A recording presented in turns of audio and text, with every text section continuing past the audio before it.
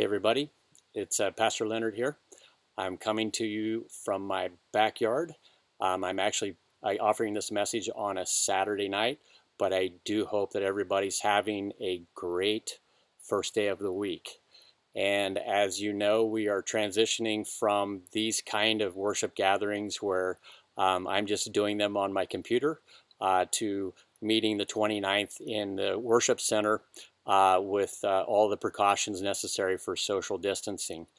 And with that going on, of course, I want to transition into a new message series where we're moving away from wandering to breaking barriers. And all of the things that we've been talking about for the last several months, all the way back to the Psalms that you guys read devotionally in the booklets, all the pieces that we have been working on through the Psalms, through the life of King David, through the life of Moses and Abraham, on through the kings and the prophets Isaiah and Jeremiah. All of those things are hopefully painting a picture for you about what God is up to in his story and how that story is so defining for your life and mine. And I don't know about you, but I have a lot of reasons why I go to church. And they center a lot on the story of God and the desire that I've had to be a part of that story in some meaningful way. And I just want to open up this message series on the Beatitudes with a little bit of a story of my own. And maybe this will help you because the Beatitudes were actually the first place that I went to when I began to read the Bible for the first time at age 19. And they are the first passages of Scripture from Matthew chapter 5 through chapter 7 on the Sermon on the Mount that I spent time memorizing as a very new seeker believer. And what drove me to memorize them was the fact that they gave me a sense of peace and structure. But more importantly, what they did was they gave me a window into a world that up until age 19, I was not aware even existed. Now, I grew up in a town of about 3,900 people that was about 20 minutes from Champaign, Illinois, and the University of Illinois. And for the better part of my childhood, I could say that it was a safe town to grow up in. It was a town where you could ride your bike anywhere you wanted to go, and pretty much people did what they wanted to do as kids and mostly stayed out of trouble.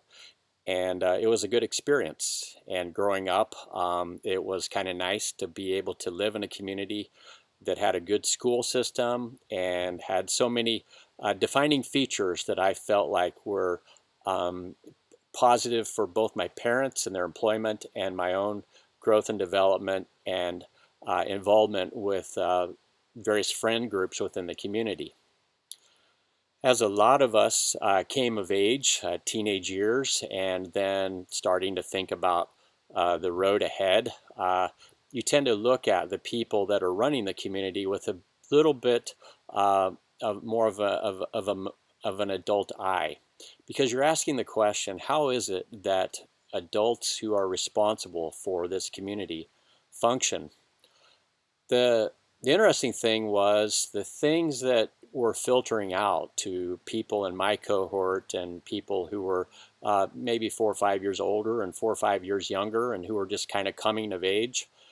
They weren't that great.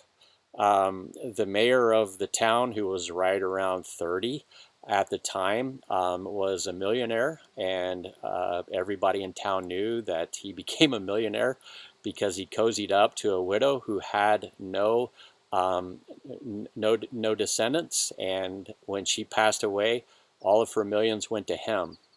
Shortly thereafter, he became the mayor of the town, and a lot of sketchy things started to come out in different rumors and gossip and things like that.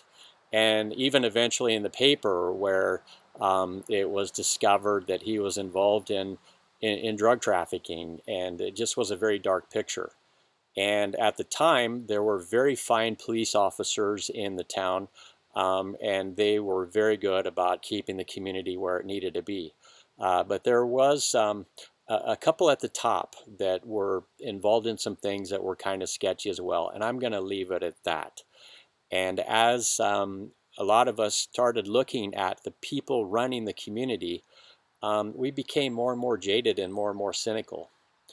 There were business owners who would meet in the basement of their homes for poker games, and I remember one of them who was in serious debt because his restaurant wasn't performing well, just bet the bank. And then after he lost it all, in this community of business owners meeting in the basement for gambling purpose and who knows what else, he went out and shot himself. And that is just a little taste of the things that my burgeoning adult eyes were taking in. And essentially, what it did for me is it caused me to wonder, is there a community that you could be a part of that had good intentions, that was wholesome, that wasn't toxic, and wasn't drawn into evil? Now, I think we all know that the stuff that I described happens in any town, anywhere, and it can happen at any time, uh, depending on the moment that that town is in. It's just the nature, as you discover, of who we are as we live our lives outside the boundaries of life, a covenantal life with God. And that's really where I want to go with this, because what I was looking for was essentially answers to questions that were really nagging at me, and some I didn't even have the language to articulate what they were, other than just an unease and a discontentment. That sense of life is good, but it's not good, I think pulled me in to the question, who is Jesus? And why is he so important? And why does he matter? And I would probably be the first to tell you that I came to my faith not out of fear of hell. I've never really, even apart before I was even saved, had that fear and that trepidation that some people have about hell and the fact that they're going to burn in hell forever, or however you want to describe it. That really wasn't anything that weighed heavily on me during my pre-Christian years, and even after. It didn't really, it wasn't really a huge driver. But what was a huge driver was the fact that the more I heard about Jesus at age 19, the more I read about Jesus, the more I found myself being drawn to Jesus. And I'll tell you what, there is something magnetic on so many layers and levels about the person of Jesus that is so fulfilling and so satisfying to so many things that are questions in our hearts, uncertainties about life, fears about the road ahead. Even when you consider your destiny, there's something about Jesus that changes all of those questions into a yes. As the Apostle Paul writes, all the promises of God are yes in Jesus.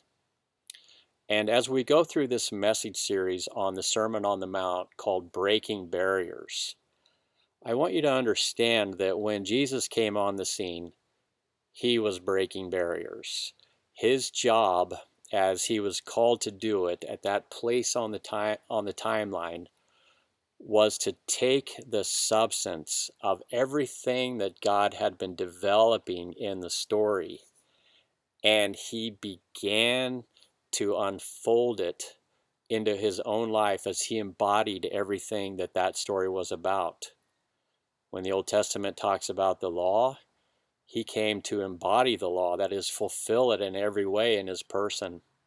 When the Old Testament talks about a king who would sit on David's throne like David and he would reign eternally, he embodied what it meant for a true king to come to earth. When you thought about a prophet like Moses who had to speak a timely word to a people that were unhearing and unwilling and unbending and complaining, Jesus embodied that sense of being a true prophet. And when you look at all of the characteristics of what Jesus represented, you find that there are so many signposts to the key aspects of the Old Testament that he just personally embodied and symbolically represented, whether it's our Passover lamb that offers forgiveness, or whether it is the wise teacher who gives a wise word on the Sermon on the Mount. Well, and that's really where I want to go here, because when he came as we read in the book of Matthew, as one who came in the form of a Davidic king and also came as a lawgiver like Moses. Now, what I'd like for you to do is, in the link below, there is a link entitled The Bible Project, and then it says the Sermon on the Mount. And in that link, I want you to watch about 4.5 minutes of it.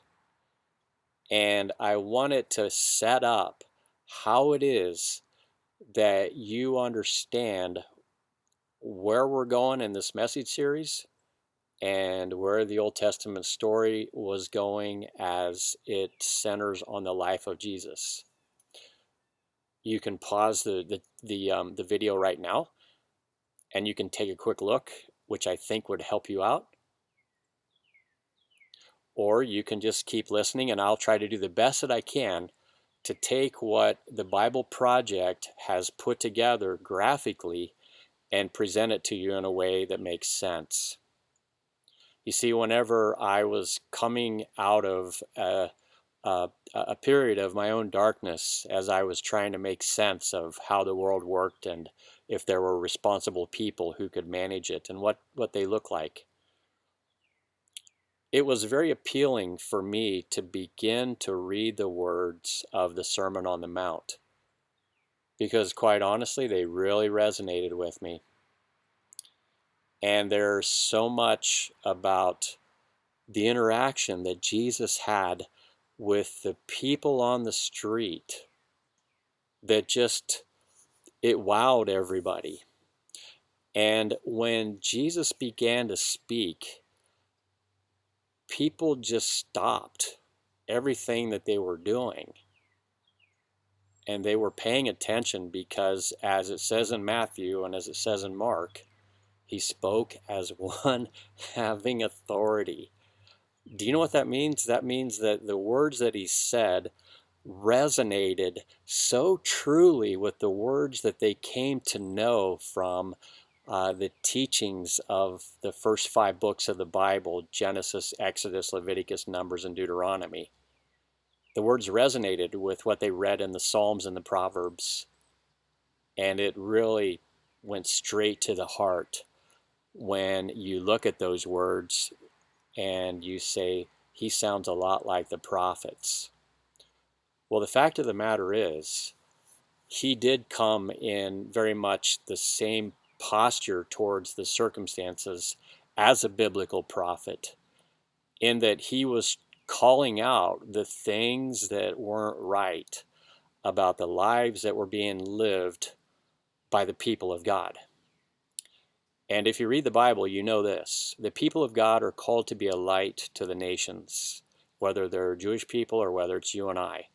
We are called to represent what it is to be that peculiar type of person that embodies the characteristics of the God that they worship in such a way that it is magnetic in and of itself. Now, none of us are perfect at that. We're all a work in progress. But there should be enough in our lives where people say, what you have, I want. And it's not us that they're pointing to. It is Jesus in us that I think they're talking about. But to have that experience of him coming alive in you, I think you first have to pay attention to what the gospel testimonies have to say about him. There's a statement in Mark 10 that is iconic, because it is an encounter between Jesus and a man named blind Bartimaeus. And what happens there is Jesus approaches this blind man, and the blind man, you can tell, is crying out to him. And you know what Jesus said? I just love this. He looked at him and he said, "What can I do for you?" What can I do for you? I mean, if that doesn't tell you, if that doesn't speak volumes, I don't know what does. Because it is the posture of Jesus towards each of us, where he uniquely asks that question of us. What can I do for you? And as we take our own burden and our own concerns and we lay them at his feet, he finds a way, no matter who you are, no matter what you're going through, no matter what your question is. I can assure you, after 30 years of and some change of following him, he's answered pretty much all of my questions. Not immediately, but if I paid attention, he would reveal to me what I needed to know so I could move on. And that, my friends, is something you can't find anywhere else except in him. And that is why he is so magnetic and so compelling. Now, if you read through the Sermon on the Mount, you'll know that even if you haven't gone to church much, you've heard stuff from the sermon, whether it's the Lord's Prayer, whether it is forgiving your enemies, whether it is an eye for an eye, whether it is judging people. Pretty much everything in that sermon has something to say in some way to an issue that you and I have wrestled with very deeply and very painfully. And that's what's so great about the sermon, is that he has a way of speaking to our problems and our needs that you just don't find in a voice anywhere else. And as I begin this series, I know that in the backdrop of our lives are two problems. One of them is, at least socially, with the virus that is circulating around, that is unknown, that is an enemy to seemingly everybody on the planet. And Jesus has, in his own way, in his own time, an answer for that. And then there is a community of people that we all know that came out of slavery a few hundred years ago, and yet at the same time have found themselves, well, less than a few hundred years ago, to be honest, have found themselves wrestling with that legacy to this very day, and the attitudes that have been carried throughout the course of generations that have been punitive and dehumanizing. They're answers that Jesus has for that, but they're not quick answers. They're answers that require us to be the people that he calls us to be. Now, as we go into the Sermon on the Mount, I just want to start with the ending in mind, because it says in chapter 7, I believe it is in verses 24 and 25, as the sermon ends, the NIV says, "And when Jesus finished, the crowds were amazed." But the reality is, that's not a very good translation, because what is actually the response of the people is more like they were astounded, but that isn't even enough to describe it, because in effect, the literal wording is they were out of their minds. They were blown away. They didn't have words, because what he said penetrated so deep into their being. If you've ever seen a picture of an iceberg, you know that from the top of the iceberg, all you see is that little protrusion. And if you see the boat here in this illustration, you know that it's not huge. But if you have the capacity to see it from the side, you recognize that there is a high percentage of um, of mass that is hidden underneath, that really is more defining than what you see on top. And the fact of the matter is, when we meet people, we think we understand them, we think they understand us, but we don't know their story, we don't know their pain, we don't know the struggles that they go through day in and day out. We don't know the traumas that they've had over the course of their lives. All of these things that go to make up here, um, we just don't know that stuff. That stuff is right below the surface. And we all have it. And it comes out at inopportune times. And at times it's a deal breaker for our friendship with other people because we don't have the patience for their drama or their issues or their idiosyncrasies or the ways that their problems or their toxic issues intersect with our own.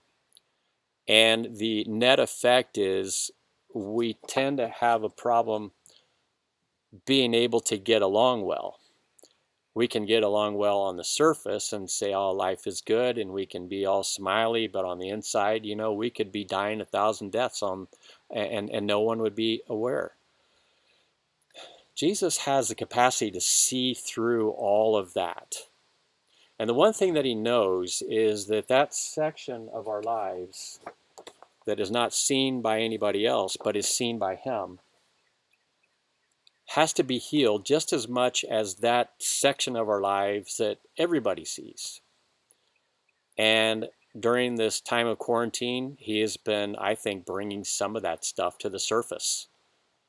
And a lot of us, if it's something that is uncomfortable, something that we don't want to deal with, something that we would choose to ignore, well, we just try to push it back down and say, Lord, no, we're not going there. And so at the end of Matthew chapter 7, at the end of the sermon, when it says that people were out of their minds, do you know why they said that? Because Jesus went there. He went to those spaces that touch places in the lives of the people that were listening that were disturbing, that were upsetting. And in other cases that were deeply encouraging and hugely validating and everything in between. He just basically just laid bare everything, and he said that these are the things that God has to deal with in lives, in communities, in order for the redemptive purpose of God to be fulfilled. Now, I mentioned a minute ago that I hadn't really been that concerned about going to hell, and I know some methods of evangelism center on trying to put you in a place where if you understand that if you don't have Jesus as your Savior, you are going to hell, in order to coerce you into accepting him as your Savior out of fear. Well, I know that evangelists don't want to guilt motivate you into the kingdom by using that method, but I also know that there are times when it creates a good effect. Now, I'm not going to go down that conversation regarding whether that method is a good one or not, but I am going to say this. Whenever we encounter Jesus, we do find ourselves convicted. And it may not be about the reality of hell, but it may be the hellish things that we hide away from people. And it could be deep hurt and deep pain. And that is why the Comforter is given to help us find healing in that. But it could also be things that we're responsible for that we haven't owned very well. And he'll call us out on it. And that's the thing that we don't like. And yet that is the very thing that is necessary for communities to heal. Now, when Jesus is giving this sermon, there is a whole legacy in the background of his life and the lives of his fellow Jewish people that you have to understand and appreciate. You see, the Israelites were given by Moses a set of blessings and curses that would occur if the conditions warranted them. If they lived obediently and they walked humbly and they act justly, and love mercy, and essentially did those things as they played out, they would be blessed richly. If they exploited other people, if they abused other people, if they fell into idolatry and began to surrender their lives and devotion to things other than God, they were going to be cursed. And that's found in Deuteronomy 28 through 30, blessings and curses. If you don't read anything in the Bible this week, read that, but you'll also be reading it in our 21 Days series as well. And the reason I mention it is this. Just bear with me a second. You see, in the blessing and cursings, it says that I will remove you from the land if you choose to follow other gods. And if you choose to act in willfulness and disobedience, I'll take it all away from you. And God did exactly that during the time of Isaiah in 722, and during the time of Jeremiah in 586. And one part of the kingdom went to Assyria, and one part of the kingdom went to Babylon. And Jeremiah gave a prophecy that said in chapter 25, the Lord said, you're going to be there 70 years, so you might as well build houses and plant vineyards and do good for the welfare of the city. And then if all goes well, you'll return. Well, they did return sometime later, and we read about it in the book of Nehemiah and Ezra. But we also read in the book of Daniel the notion of that 70 years described as 70 weeks or 70 times 7. And I'm not going to go too far down into that other than to say what is happening essentially is God's people have been removed from the land and they have been taken into exile. They have been separated from the temple. They have been separated from the glory of the temple as it is represented by God's presence there. And they have been separated from everything that had to do with the blessings of living in the promised land. That existence is called exile. When some of the people returned, it was believed that exile had ended, but in effect, what God was saying is, even though you have been brought back to the promised land, we've still got issues. We are still not on the same page. In effect, in a very spiritual sense, you're still in exile. And that sense of being in the right place, but disconnected from all of the things that made that place special, was what nagged at everybody. You know, I told my son one time, the place that I grew up at in Illinois, we had also a parcel of land outside of town that we bordered horses at. And for the better part of the year when we could, we spent all of our time there. And my best memories from 4th grade up through my sophomore year in high school were centered on that country space and the people that were there and the experiences that I had there. They were the best. And then, of course, it all ended. Some years later, I became aware that that property was up for sale. And I thought, you know what, if I could just, scrap everything together, I could purchase that and I could recapture that feeling that I longed to re-experience again that was part of having a blessed childhood. Well, I went there and I drove onto the property and I drove around and it was different. It wasn't the same. It was like the property was there. There was a horse barn and there were things associated with that. There was the adjacent property that we had. But it was all different. The people were gone, the moment was gone, the experience was gone. It was like I was there, but I wasn't there. And God's people, when they resettled into the promised land, that is the nation of Israel after the Babylonian exile, they were there, but in a sense, they didn't feel like they were there. Now, as I wind this message down, I'm just going to take a couple of minutes to share something real quick.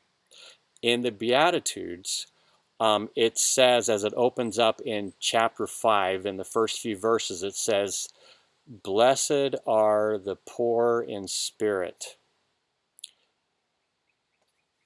Let me just find my scripture here real quick. "For theirs is the kingdom of heaven. Then blessed are those who mourn, for they will be comforted.